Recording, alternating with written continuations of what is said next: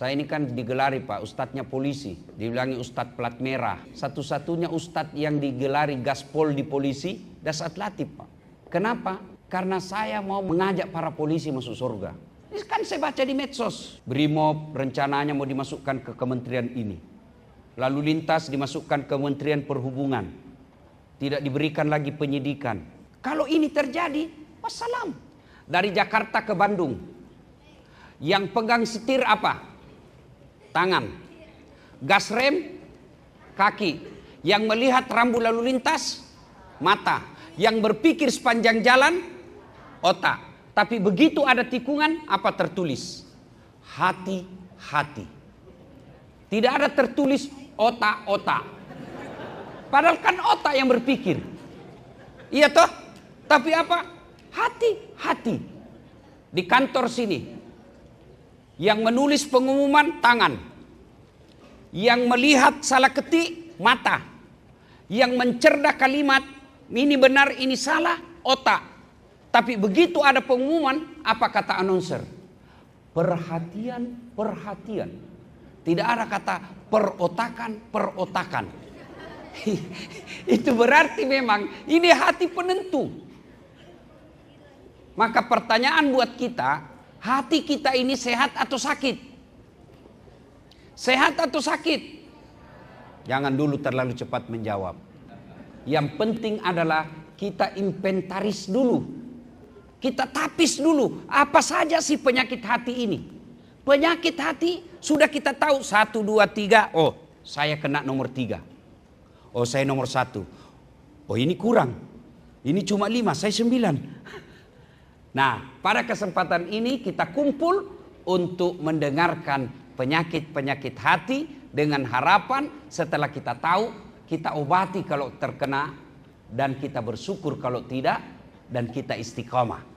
Nah, penyakit hati itu banyak sekali. Yang pertama, yang paling banyak nih, saya lihat dari saudara-saudara, adik-adik polisi. Apa itu? Sangka buruk. Sakwa sangka. Kenapa saya tidak dapat ini? Saya ini mestinya sama angkatan, kenapa dia lebih cepat? Kenapa tidak? Sangka baik bos. Allah Maha tahu, jangan sangka buruk. Orang yang sangka buruk itu tidak akan pernah merasakan ketenangan hati. Saya selalu kasih contoh kan. Dulu saya sangka buruk. Waktu saya daftar Akpol, bukan Akpol waktu itu, Akabri. Kan tidak lulus saya. Karena ceper. Jangan ketawa Pak, saya serius ini. Tidak cukup tinggiku waktu itu. Saya sempat. Padahal saya sudah salat tahajud. Saya protes, ya Allah kenapa kau lahirkan saya dalam keadaan pendek? Kau tidak rugi jadi Tuhan kalau saya jadi tentara. Teman saya lulus Pak. Sekarang pangkatnya AKBP. Di Polda Sulawesi Barat, reserse. Baret merah. Saya lulus pakai baret putih. Jadi Ustadz baret putih Pak. Alhamdulillah dengan baret putih yang saya pakai sekarang, mulai baret hitam sampai baret merah saya ceramai semua. Ini sangka baik. Sangka baik. Ada kawan saya jenderal. Pindah tempat. Baru tahu hikmahnya setelah ada kejadian. Coba lihat. Inilah Allah kasih pesan. Coba kalau Bapak waktu itu masih di situ, pasti Bapak akan bisa jadi maki-makian. Allah tahu mana yang terbaik. Saya sudah ini memenuhi syarat. Kok tidak? Allah tahu bukan di situ yang terbaik. Allah itu bukan maha menganiaya, tapi maha pengasih. Allah itu bukan maha pelit, tapi maha pemberi. Kenapa Allah kasih kita? Karena Allah tahu ini tidak baik buat kamu. Makanya jangan sangka buruk. Begitu juga istri. Tidak pernah kau rasakan bahagia punya suami kalau sangka buruk. Tidak dijawab telepon, sangka baik. Telepon pagi-pagi tidak dijawab. Oh, berarti suamiku lagi sholat duha. Kan enak perasaan. Telepon lagi siang tidak dijawab. Oh, berarti lagi berjamaah ini sholat duhur. Asar ditelepon lagi, belum dijawab. Oh, ketinggalan HP-nya ini pasti. Begitu masuk WhatsApp teman, saya lihat suamimu bonceng cewek, cantik betul. Oh, berarti dia lagi nge-grab. Enak perasaan tuh. Kalau sangka buruk, Allah tidak pernah bahagia. Ada orang suami istri pak, sudah 5 tahun tidak punya anak. Begitu tahun ke-6, dia ke dokter. Periksa sama dokter, kata dokter, alhamdulillah ibu sudah terlambat 2 bulan. Senang dia telepon suaminya, bang, alhamdulillah saya sudah terlambat 2 bulan. Kata suaminya, alhamdulillah, tapi dek jangan cerita ya, malu lagi nanti kalau tidak jadi. Baik bang, rahasia berdua bang, oke. Beberapa hari kemudian datang petugas PLN. Assalamualaikum. Waalaikumsalam, kata istrinya. Siapa ya? PLN. Kenapa pak? Ibu terlambat 2 bulan. Kenapa bisa dia tahu saya terlambat 2 bulan ini? Langsung dia sangka buruk kepada suaminya. Ini pasti ini lagi si gendut ini kurang ngajar ini. Sudah dikasih tahu jangan cerita, malah dia yang cerita. Datang suaminya, assalamualaikum sayang. Apa sayang? Kau pembohong. Apalagi maksudmu? Kenapa itu PLN tahu? Nah, ini kan rahasia berdua. Bukan saya. Bohong. Suaminya marah bu. Dia pergi ke PLN. Ada apa kau tahu istri saya terlambat 2 bulan? Apa urusanmu? Dia bilang ada catatannya pak. Ini terlambat 2 bulan. Ada apa kau catat-catat? Hapus itu. Boleh pak dihapus, tapi bapak bayar dulu.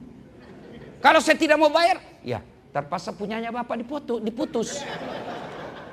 Kalau punya aku diputus, apa dia pakai istriku di rumah? Ya terpaksa pakai lilin pak. Ini sangka buruk. Makanya jangan pernah sangka buruk. Adik-adikku polisi sekalian, jangan kau sangka buruk. Allah pasti kasih yang terbaik. Kenapa sudah saatnya saya Kapolres? Belum tahu. Allah tahu bahwa nanti kalau kau Kapolres saat ini, pasti kau jadi masalah. Kenapa saya belum jenderal? Teman saya sudah pada jenderal. Allah tahu bapak belum mampu pikul itu bintang. Sangka baik. Tidak ada orang yang bahagia kalau dia sangka buruk. Pekerjaan ini sangka baik. Kenapa saya tiba-tiba dimutasi non job? Allah tahu itulah yang terbaik. Kalau ini dibaik pak, semua akan jadi baik. Tidak pernah kita sangka buruk, pasti hati tenang. 2014 kan saya ikut juga pilwali Pak Jenderal. Kalah tidak, cuma yang menang lebih banyak suaranya. Itu namanya sangka baik. Allah tahu dah saat, tidak usah kau jadi pejabat. Kalau kau jadi pejabat setengah mati kau hormat. Datang Kapolres, siap komandan. Datang Pak Jenderal, siap Pak Jenderal. Datang Gubernur, siap Pak Gubernur. Setengah mati kita hormat. Sekarang saya jadi ustadz. Dia yang hormat sama saya. Jangan pernah sangka buruk, sangka baik. Ini orang sangka buruk, penyakit hati. Yang kedua, mohon maaf, jangan marah Pak ya, jangan marah. Ini gunanya dakwah. Apa itu? Sombong. Kita ini yang di dalam sebagai anggota reskrim punya potensi sombong. Tidak berarti otomatis ya, punya potensi. Ada peluang. Sombong. Apa itu sombong? Pakai barang mewah? Belum tentu. Bapak punya rezeki pakai baju krokodil, cap buaya. Itu rezekinya bapak pakai. Cap buaya yang katanya kalau palsu buayanya kepalanya menghadap keluar.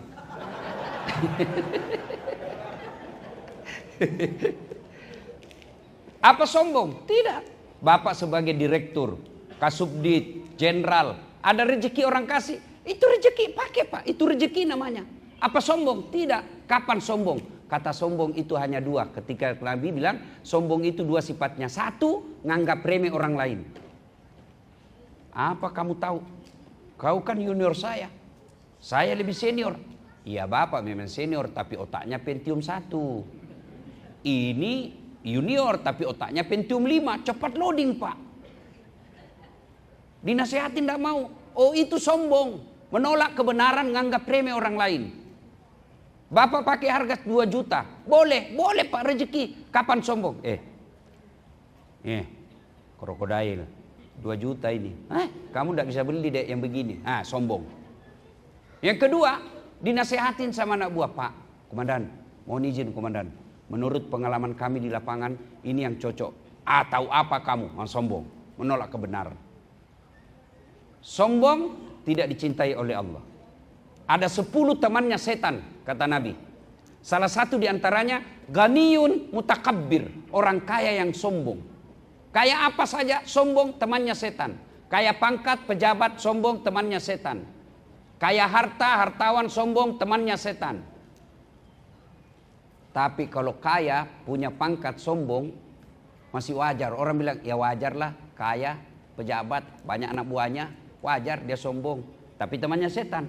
Tapi yang lebih parah, sudah miskin, tidak ada jabatannya, tidak terkenal, sombong lagi. Bukan lagi kau temannya setan, kau sudah jadi setan. Jadi sombong, jangan sombong Pak. Ya, berapa banyak terbukti di angkatan kita, mohon maaf Pak ya, seangkatan misalnya kita, sama-sama angkatan, dia lebih cepat dapat jabatan. Akhirnya dia remehkan seangkatannya. Esok berputar dunia. Tiba-tiba dia dapat jabatan. Pada saat itu pasti Anda rasakan bagaimana akibat dari kesombongan itu. Apa yang kita mau sombongkan? Ini bapak-bapak yang di depan kita bintang. Ingat filosofi alam. Semakin terang matahari itu berarti sudah siap gelap. Semakin gelap malam itu berarti sudah siap pagi. Jadi adik-adikku, kalau selama ini agak gelap rasanya hidup ini, berarti sudah siap terang. Kalau sudah terang sekali, berarti sudah siap gelap. Apa gelap? Pensiun. Pasti itu Pak. Mau bintang 1, bintang 2, bintang 3, naik bintang 4, pasti pensiun. Sudah pensiun, wabillahi taufiq wal hidayah. Bapak pensiun masih mau pakai bintang tongkat, anak buah bilang astagfirullah sudah sakit bapak ini. Kan Pak? Ya, nah, jangan sombong. Ustadz, jangan sombong. Karena itu kata Nabi kan 4 itu yang menyebabkan orang datangnya sombong. 1, bertambahnya harta. 2, bertambahnya jabatan. 3, bertambahnya ilmu. 4, bertambahnya popularitas. Berkumpul ini temannya setan. Ustadz, ada bertambah ilmu. Ada ustadz sombong, ada. Mana itu yang seolah-olah dia pemilik pemegang kunci surga dan neraka. Ada penceramah, ada seperti itu. Dakwanya hanya menyerang. Dakwanya cuma menyakiti. Apa yang kita mau sombongkan sebagai penceramah? Saya selalu bilang, apa sih kehebatan saya Dasaat Latif? Tidak ada hebatnya saya kecuali karena ada penonton. Bayangkan kalau saya ceramah di sini tidak ada penonton. 2 jam berapi-api saya di sini hebat memaparkan. Dan nonton lewat kabar reskrim. Sudah lama sakit itu anak. Jadi jangan sombong. Hanya satu yang boleh sombong. Allah Subhanahu wa taala. Kenapa? Malah salah satu nama Allah itu namanya Asmaul Husna Al-Mutakabbir, yang maha sombong. Kenapa? Karena hanya Allah yang tak terbatas. Kalau kita semua terbatas, Pak. Ya, nih yang kedua, sombong. Yang ketiga, sebelumnya, puncak kesombongan itu, puncak kesombongan melalaikan sholat. Saya kasih contoh, bapak-bapak, ibu-ibu. Apa anggota tubuh kita yang paling terhormat? Apa Pak? Kepala. Bapak bercanda sama saya, pukul pantat masih senyum Pak. Dorong perut saya masih senyum. Pundak saya Bapak petupuk masih senyum. Tapi jangan coba-coba dorong kepala saya Pak. Kenapa? Harga diri. Apa yang paling hina di anggota tubuh kita? Kaki. Bapak kasih saya duit pakai kaki. Dasaat 5 juta. Biar saya miskin bos, jangan kau hina saya. Kenapa? Kehinaan ada pada kaki.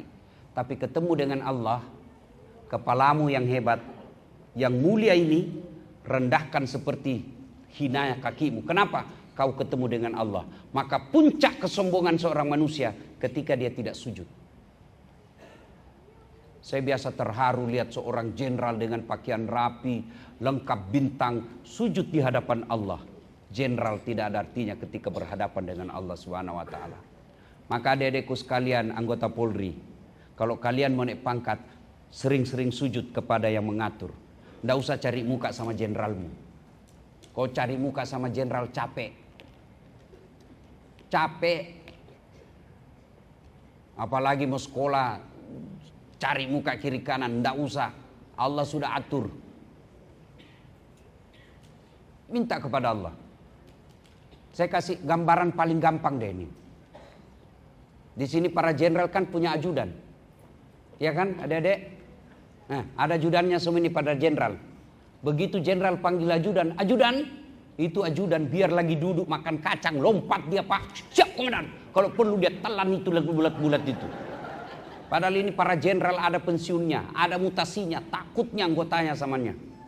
Ada enggak di sini ajudan dipanggil, ajudan, tunggu dulu jenderal. Wah. Ajudan, Bapak enggak lihat sisimu. Wah. Hebat betul, Pak. Iya toh? Lalu kenapa Zat yang Maha Kuasa memanggilmu? Hayya 'alas shalah. Apa jawaban kita? Tunggu. Cukup panggilan Allah satu kali? Tidak, dia ulang itu 2 kali. Hayya 'alas shalah, sini. Belum datang, dia panggil lagi, ditingkatkan panggilan Allah menjadi lebih mulia. Apa panggilan Allah yang ketiga kalinya? Hayya 'alal falah. Ada tahu itu hayya 'alal falah? Sini saya kasih kamu yang kamu minta. Itu makna hayya 'alal falah. Saya berikan kamu kemenangan. Ya Allah, kasih saya tempat yang baik. Ya Allah, wujudkan cita-citaku. Ya Allah, tambahkan hartaku. Allah dengar. Sini kalau gitu. Hayya 'alal falah itu maknanya sini saya kasih kamu apa yang kamu minta. Tapi apa jawaban kita? Tunggu. Lagi meeting. Tunggu. Komandan aja kita tidak mampu katakan tunggu. Ini hebatnya, Tuhannya disuruh nunggu. Dari subuh sampai isya suruh nunggu, tidak datang-datang. Wajar. 20 tahun kau jadi anggota Polri tidak bisa lepas dari kredit. Datanglah kepada Allah, sholat. Daripada cari muka, tidak usah jawab saya, tidak usah jawab. Dalam hati saja. Ketika bapak-bapak ingin hajat besar, pernah tidak melakukan sholat tahajud 40 malam berturut-turut? Itu aja dulu. Ketika mau sekolah, mau naik pangkat, mau dapat jabatan yang kita anggap baik, pernah tidak sholat tahajud 40 malam berturut-turut? Tidak usah 40 deh, 10 malam aja dulu. Pernah tidak kita minta? Allah katakan sini, ud'uni astajib lakum. Itu kata Allah. Mari sini berdoa sama saya kasih kamu apa yang kamu mau. Itu janji Allah dalam Quran. Ud'uni astajib lakum. Minta sama saya kasih kamu. Dan Allah kalau kasih pasti yang terbaik. Ini soal minta, doa. Selesai sholat subuh, Nabi balik. Assalamualaikum warahmatullahi wabarakatuh. Nabi balik kepada seluruh sahabat. Saudara-saudara sekalian, ada enggak tadi malam yang bermimpi? Tidak ya Rasul. Kata Nabi, saya mimpi semalam. Saya dibawa masuk ke dalam surga. Dalam surga saya diperlihatkan ada hamba Allah dikasih hadiah oleh Allah. Ini hadiah ya fulan. Lalu orang ini berkata, ya Allah banyak sekali ini kau berikan kepadaku. Supaya gampang dimengerti saya kasih ilustrasi, gambaran. Pahalanya cuma 5, Allah kasih 50. Pahala saya cuma 5, kok 50 ya Allah? Banyak sekali ini. Apa jawaban Allah? Wahai hambaku, ketahuilah itulah doa-doamu yang tidak saya kasih ke waktu di dunia. Karena saya tahu apa yang kamu minta tidak baik. Dari kisah ini sesungguhnya kita bisa pahami bahwa doa itu pasti semua dikabulkan. Cuma cara mengabulkannya caranya 4. Allah mengabulkan doa itu 4 cara. 1, minta Allah kasih, namanya taufik. Ya Allah, mudah-mudahan tahun ini saya jadi Kapolda. Seperti Dirk Pitum kan? Jadi Kapolda di Sulsel. Taufik namanya itu. Kesesuaian apa yang kita mau dengan apa yang Allah mau. Itu namanya taufik. Yang kedua, Allah kasih tapi ditunda. Contoh, Nabi Zakaria minta anak, usianya 21 tahun. Ya Allah berikan saya keturunan, 21 tahun umurnya. Kapan Allah kasih? 90 tahun. Berapa jaraknya itu? Dari 21 ke 90. 69 tahun. Nabi Adam ketika diusir dari sorga, satu di India, satu di Irak. Adam di Irak, Hawa di India. Berdoa supaya dipertemukan. Berapa tahun baru Allah kabulkan? 200 tahun baru Allah perkabulkan di Saudi Arabia di Jabal Rahmah. Itu Nabi Pak. Nabi Yunus masuk dalam perut ikan, minta dikeluarkan. Berapa lama baru dikabulkan? 40 hari Pak. Itu Nabi, para Rasul, tidak ada dosanya. Kita tukang tipu. Istri aja kita tipu. Tidak ada deh, tidak ada duit, biar baunya tidak ada. Begitu teman selingkuhnya, gampang deh, tenang aja. Berdoa malam mau dikasih besok, pret. Itu Nabi. Allah kabulkan tapi ditunda. Yang kedua, bentuk pengabulan doa Allah. Allah kabulkan tapi dalam bentuk lain. Saya minta waktu itu akabri. Allah kabulkan jadi ustadz saja. Allah kabulkan tapi dalam bentuk lain. Contoh sederhana. Bapak-bapak anak punya anak 11 tahun. Minta dibelikan motor besar. Dibelikan tidak? Tidak. Apa karena tidak sayang? Justru karena sayangnya tidak dikasih. Kenapa? Bahaya kalau. Nah, saya tidak belikan kau motor. Nah, saya belikan kau laptop. Allah kasih dalam bentuk yang lain dan lebih bermanfaat. Yang keempat, Allah kabulkan tapi nanti di akhirat. Maknanya semua doa pasti Allah kabulkan. Nah, Bapak, saudara-saudara sekalian, kesombongan puncaknya adalah melalaikan sholat. Nah, berikutnya penyakit hati yang berikutnya adalah hubbi aklil haram, suka memakan barang haram. Itu penyakit hati yang biasa kita tidak sadari. Apalagi masuk setan, bisi, sudah, kau punya hak itu, sudah kan kau bantu. Sudah betul itu. Itu setan Pak. Dan lihat orang-orang yang suka memakan makanan haram. Susah dinasehati. Istrinya Pak kasar. Jadi kalau ada istri di rumah susah dinasehati. Dan dia lebih pengawasannya kalah-kalah propos. Baru datang kita HP aja bukannya tanya apa mau makan sayang, mana HPmu? Salah satu indikasi terlalu sering istri kita dikasih makan uang haram. Coba lihat orang-orang Pak yang bagus, pangkat jabatannya tinggi, tapi menghalalkan segala cara, kadangkala anaknya bikin malu. Percayalah Pak, tidak mungkin Allah haramkan sesuatu kalau memang itu ada faedah. Ada nikmat yang dimiliki seorang polisi yang kami tidak miliki. Apa itu? Nikmat baju coklat. Saya itu selalu marah kalau di medsos kalau ada orang bilang parcok. Saya ini kan digelari Pak, ustadznya polisi. Di medsos itu kan saya selalu dibilang kalau membela polisi, sudah dapat tuh ustadz. Dibilangi ustadz plat merah. Ustadz polisi. Kenapa? Padahal saya coba bandingkan di YouTube Pak. Satu-satunya ustadz yang digelari gaspol di polisi, Dasat Latif Pak. Coba lihat Pak.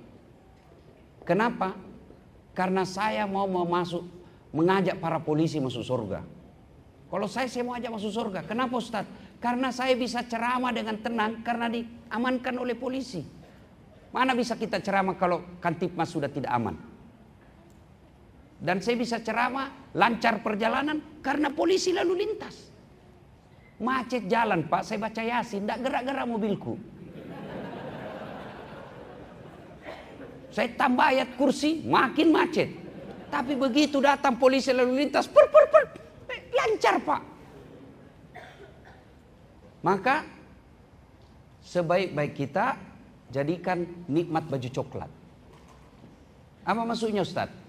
Saya Pak, bapak-bapak polisi, boleh pakai peci begini, boleh Pak. Bapak pakai gamis begini, boleh. Pakai sarung begini, boleh Pak. Malah orang senang, kombes itu. Tapi penampilannya kayak mubalik, mantap. Tapi coba kalau saya pakai bajunya Bapak. Ditangkap saya Pak, polisi gadungan. Itulah nikmatnya jadi polisi. Nikmat yang kami tidak bisa dalam jabatan Pak.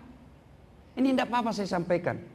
Supaya koreksi buat kita. dalam jabatan sipil tidak boleh masuk di Mabes, Pak. Tidak ada, Pak, doktor di bidang pemerintahan jadi Kapolres. Tidak mungkin. Tapi polisi berapa banyak masuk di bidang-bidang sipil.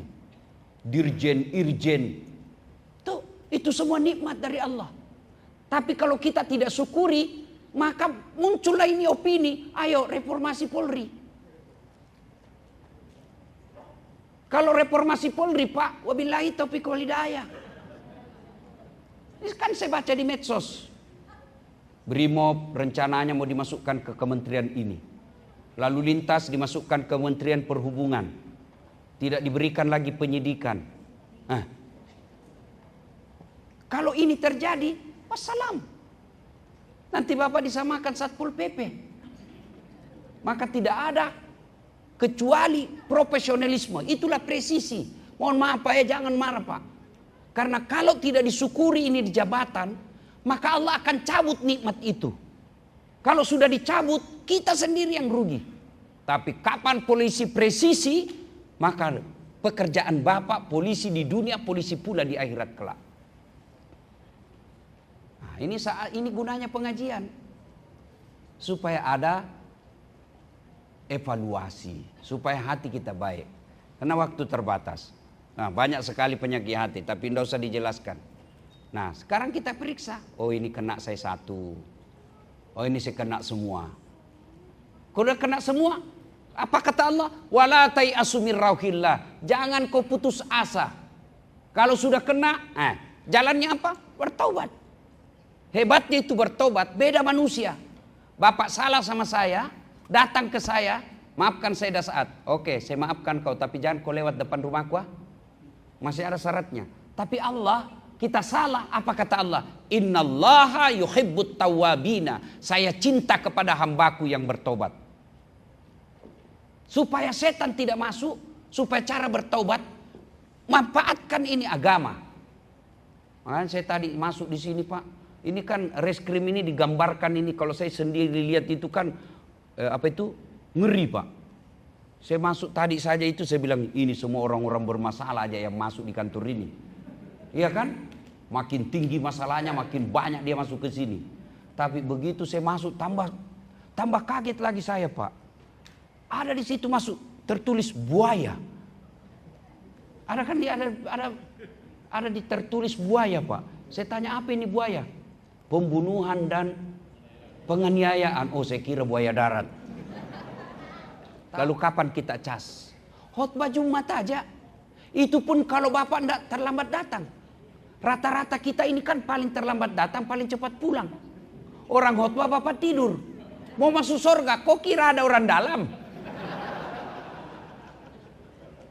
Tidak pernah dengar dakwah, itulah dakwah.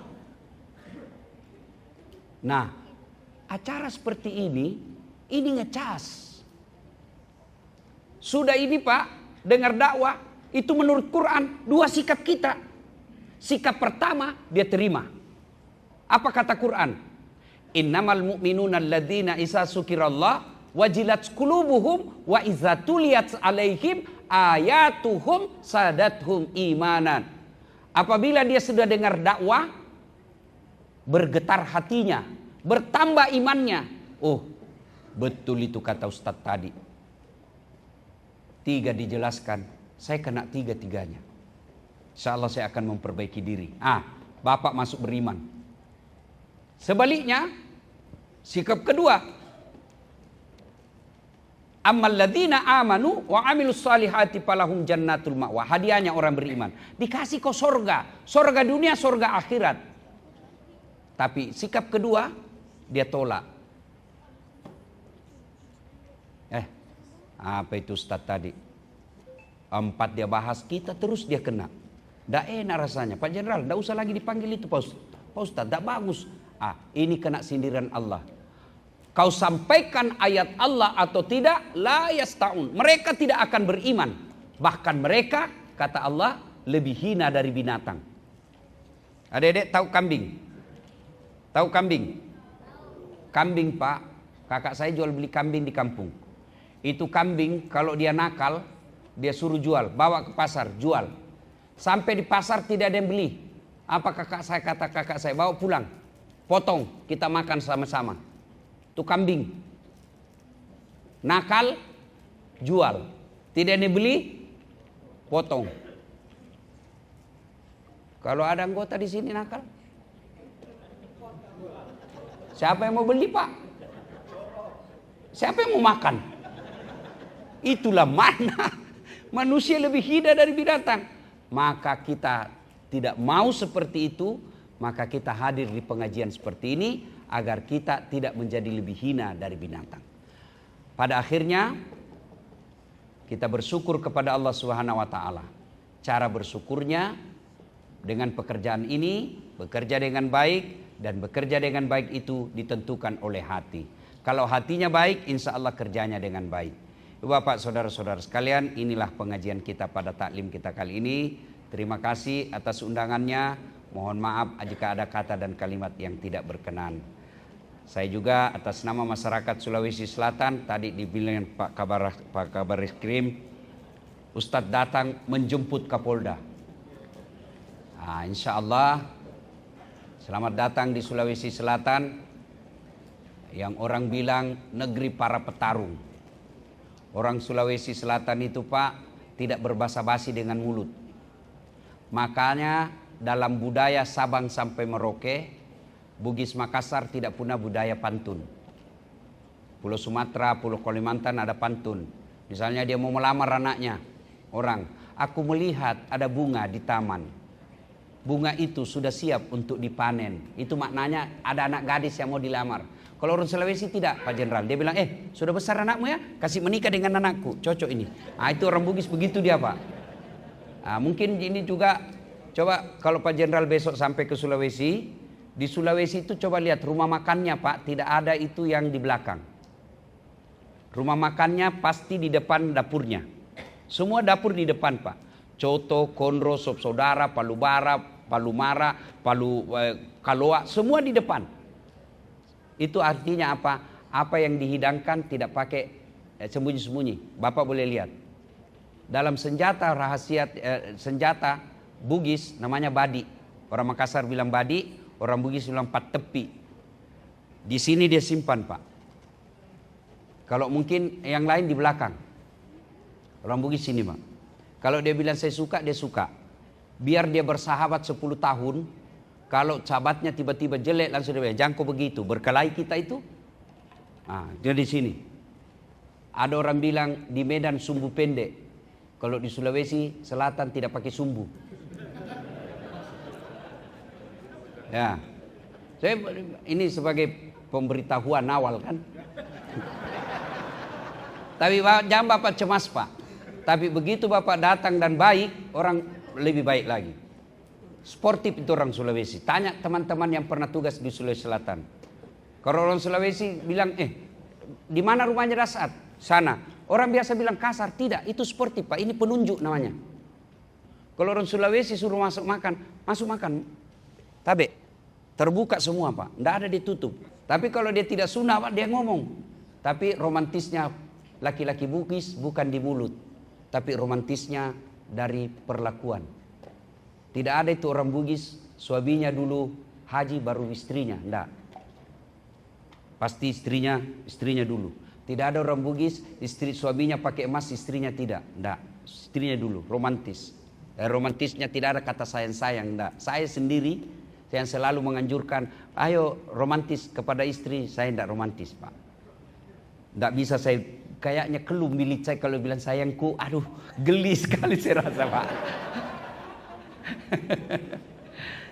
Insyaallah saya sebagai pendakwah di Sulawesi Selatan siap untuk bekerja sama membantu Pak Jenderal. Filosofi orang Bugis, pipos, padaidi, padaelo, sipatuo, sipatokong, mali, siparape, malilu, sipakainga, cek deta, megai bagi-bagi. Itu artinya begini, padaidi, padaelo, sama-sama kita, Pak. Sama kita. Padaelo, sama rasa. Bapak tidak senang dibohongi, saya juga begitu. Bapak tidak senang ditipu, saya juga begitu. Ya, sama rasa namanya. Sipatuo, ayo kita saling menghidupi. Sipatokong, ayo kita saling mendukung. Mega cek deta sedikit, ya masing-masing sedikit. Kalau banyak kita bagi banyak-banyak. Nah itu, kalau itu dipegang insya Allah. Pada prinsipnya semua sama. Di mana-mana saya ketemu orang Bugis Pak. Saya pergi ke Singapura ada Bugis Street. Saya pergi ke Malaysia, Sabah Sarawak, Pak Jenderal kan pernah tugas di Tarakan, situ banyak orang Bugis. Begitu saya masuk penjara, banyak juga orang Bugis Pak. Demikian mudah-mudahan ada manfaat. Sebelum kita akhiri, mari kita berdoa. Kita awali dengan mengirimkan suratul Fatihah kepada Rasulullah Muhammad SAW. Khasiat dan keutamannya kita ikhlaskan untuk melingkupi kantor kita ini, gedung ini, agar Allah menjaga orang-orang yang ada di dalamnya. Ila hadratil Nabil Mustafa Muhammad sallallahu alaihi wasallam, summa hususil sahibul bait. Al-Fatihah. Bismillahirrahmanirrahim.